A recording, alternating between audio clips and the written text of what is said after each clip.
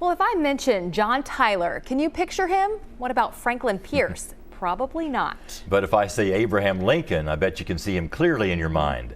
The 16th president is one of the most recognizable figures in history. So 2 weeks ago, it was a monumental weekend in central Kentucky when people recognized Lincoln over and over again and captured the spirit of the bluegrass.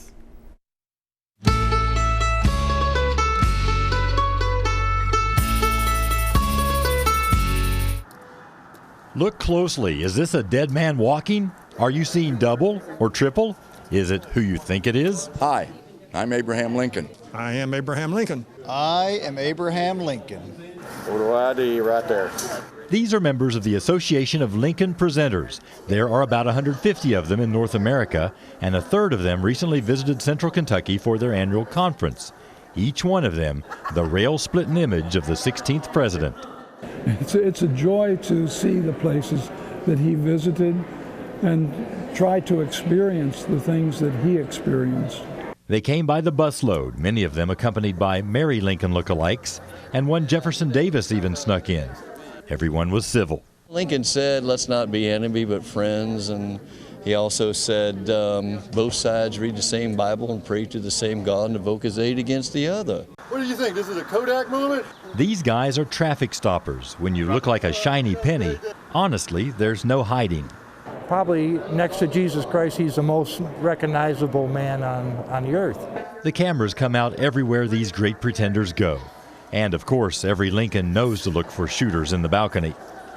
During these conferences, almost every moment is spent thinking like Lincoln. I just checked somebody in here and he just went out. John Wilkes Booth said he knew you guys. Booth. So. Booth, really? I've been looking forward to seeing him sometime. Was his brother Edwin with him?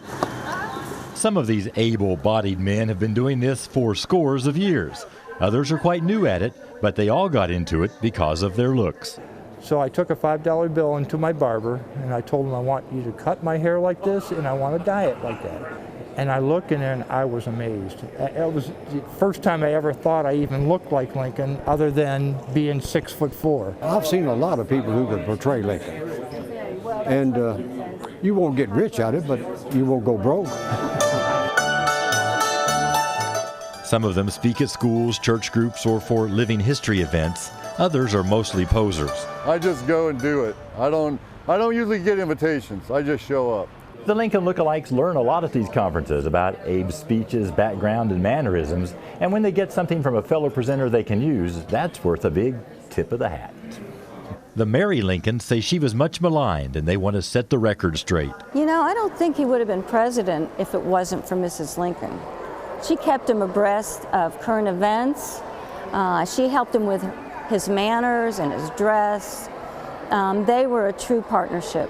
The group is looking for younger men to wear the beard. I would love to do it another 34 years, but time takes its toll. One thing's for sure, Lincoln is still popular with young people. 3, 2, 1. Whether he's living in the present or reliving the past. Glory, glory, hallelujah. His truth is marching on.